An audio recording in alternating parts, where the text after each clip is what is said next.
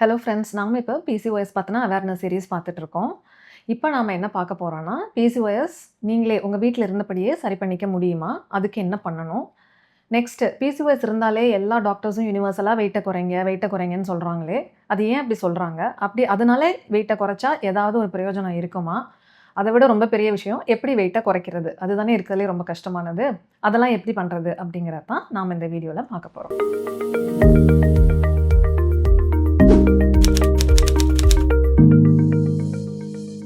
PCOS இருக்கிறவங்க வெயிட்டை குறைக்கணுமா இல்லையா அப்படின்னு பார்க்குறதுக்கு முன்னாடி பிசிஓஎஸ் எதனால் வருது அப்படிங்கிறத ஒரு சின்ன ரீகேப். நாம் ஆல்ரெடி என்ன பார்த்தோம்? ஃபெமிலியல் டெண்டன்சி காரணமாகவோ இல்லை புவர் லைஃப் ஸ்டைல் காரணமாகவோ நிறைய வெயிட் கெயின் நடக்குதுன்னு பார்த்தோம் இல்லைங்களா?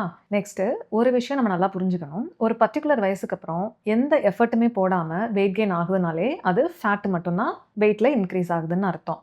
போன் வெயிட்டோ இல்லை மசில் வெயிட்டோ இன்க்ரீஸ் ஆகணும்னா அதுக்கு நம்ம சைட்லேருந்து நிறையா எஃபர்ட் போடணும். அப்படி எதுவுமே பண்ணாமல் கெயின் ஆகிற வெயிட் எல்லாமே ஃபேட்டு தான். இப்போது இந்த ஃபேட் அது பாட்டுக்கு ஒரு ஓரமாக அமைதியாக இருந்தால் அது ஒன்றுமே பண்ண போகிறதில்ல.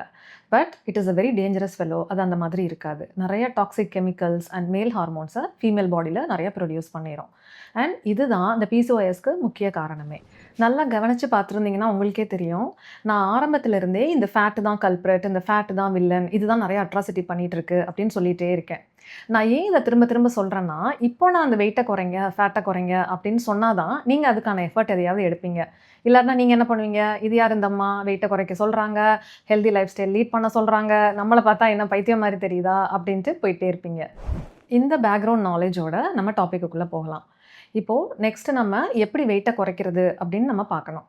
அதாவது வெயிட்டை குறைங்கன்னு நான் மீன் பண்ணுறது எல்லாமே எக்ஸஸ் ஃபேட்டை குறைங்கிறதானே தவிர மசில் மாஸை குறைக்கிறதோ இல்லை போன் வெயிட்டை குறைக்கிறதோ நம்மளோட இன்டென்ஷன் கிடையாது. ஈவன் ஃபேட்டுமே கூட ஒரு அளவுக்கு ஒரு நமக்கு பாடிக்கு தேவை தான். நிறைய ஹார்மோன்ஸ், நிறைய செல்லுலார் ஸ்ட்ரக்சர்ஸ், நிறைய ஆன்டி இன்ஃப்ளமேட்ரி மாலிக்யூல்ஸ் ஃபேட்டில் இருந்தால் ப்ரொடியூஸ் ஆகுது. ஸோ ஒரு அளவுக்கு நம்மளுக்கு ஃபேட்டு தேவை தான்.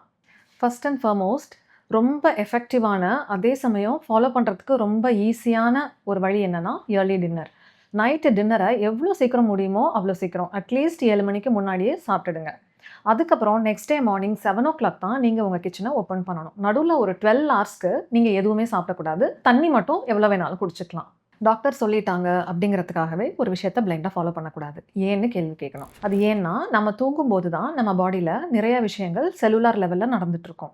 அதாவது நிறைய முக்கியமான ஹார்மோன்ஸ் ப்ரொடியூஸ் பண்ணுறதா இருக்கட்டும், இல்லை டேமேஜ் ஆன செல்ஸ் அண்ட் டிஷ்யூஸ் ரிப்பேர் பண்ணுறது, புதுசான செல்ஸ் அண்ட் டிஷ்யூஸை ப்ரொடியூஸ் பண்ணுறது, இது எல்லாமே நம்ம தூங்கும்போது நடக்கும். இது தவிர நாம் தூங்கினாலுமே கூட நம்ம ஹார்ட் துடிச்சிட்டே தான் இருக்குது, பிளட்டை பம்ப் பண்ணிகிட்டே தான் இருக்குது, பிரெயின் அதோட ஃபங்க்ஷனை பார்த்துட்டே தான் இருக்குது, தேவையில்லாத மெமரிஸை டெலீட் பண்ணுது, தேவையான மெமரிஸை ரெயின்ஃபோர்ஸ் பண்ணி வைக்குது. இது தவிர லிவர், கிட்னி இதெல்லாமே அவங்க ஒர்க்கை பார்த்துட்டு தான் இருக்காங்க. இது எல்லாத்துக்குமே நம்ம பாடிக்கு எனர்ஜி தேவை. இப்போ நாம் 12 hours ஃபுட்டு கொடுக்கலனா நம்ம பாடி என்ன பண்ணும்? அதுக்கு எனர்ஜி எப்படியும் தேவை.